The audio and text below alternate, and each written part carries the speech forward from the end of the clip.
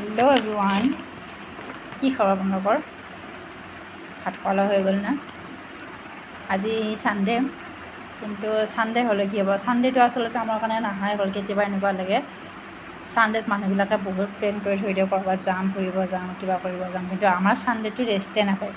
বাকীকেইটা বাৰতে অলপমান ৰেষ্ট পায়, কিন্তু ছানডেত মানে কি হয়, এইমাত্ৰ ভাত খালোঁ, জাষ্ট 4টা বাজো হৈছে, তো ঘৰত থাকি কিনে ইমান দেৰি হৈয়ে যায়। আৰু এতিয়া মোৰ কাম আছিলে, মেচিনৰ কাম। ৰাতিপুৱাটো এনেকৈ গ'ল, ঘৰৰ কিবা কাৰণে কাম কৰোঁতে এনেকৈ।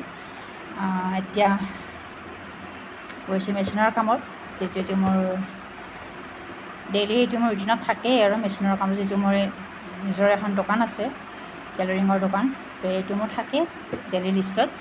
তো এতিয়া ভাত খাই ভাবিছোঁ ৰেষ্ট নলওঁ, বিচনাত গ'লে পূৰা টোপনি আহি যাব, সেইকাৰণে ডাইৰেক্ট মেচিনতে বহিছোঁ। আৰু চাগে হয়তো সন্ধিয়ামানত যাম মই, 5টামান 5:30মান দোকানত। এতিয়া ইয়াতে অলপমান কাম কৰি লৈ ভাবিছোঁ হৈ যায়। মেচিনত বহি লৈছোঁ এতিয়া। আৰু বছৰ মই মোৰ মেচিনৰ কাষৰ ঠাইখিনি আপোনালোকক দেখাই দিওঁ। দুপৰীয়া মানে কি হয়, এনেকুৱা সময়ত ইমান ধুনীয়া ঠাণ্ডা বতাহ আহি থাকে নহয়, খিৰিকীখনত বহিলে। হ'ব দেই, মই দেখাই আছোঁ।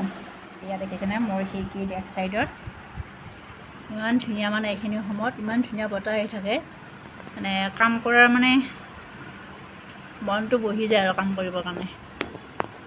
ধুনীয়া হাৱা আহি থাকে খিৰিকীখন খুলি দিলে, তো সেইকাৰণে এতিয়া বহিছোঁ মেচিনত। এতিয়া মই এই মেখেলাকেইখন চিলাব লাগে। ইয়াতে 2খন মেখেলা আছে, এই 2খন ইয়াতে চিলাওঁ, বাকী দোকানত কৰিব লাগিব।